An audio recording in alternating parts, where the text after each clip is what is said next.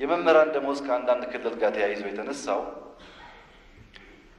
የተከበረው ምክር ቤት እንዲገነዘብ የሚያስፈልገው ነገር ኢትዮጵያ ውስጥ ካሉ ኢትዮጵያን ኢትዮጵያ ካደረጉ ወሳኝ ምሰሶዎች መካከል ሶስቱን ብቻ ብጠቅስ አርሶ አደር፣ ወታደርና መምህር።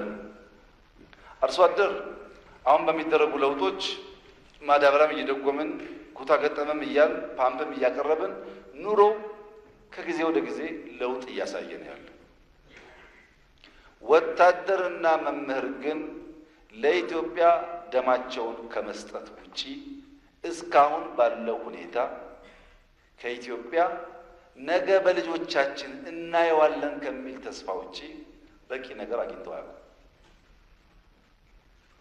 ከማንም በላይ ሕይወታቸውን፣ እውቀታቸውን፣ ጊዜያቸውን የሚገብሩ የሥራ መስኮች ሆነው ሲያበቁ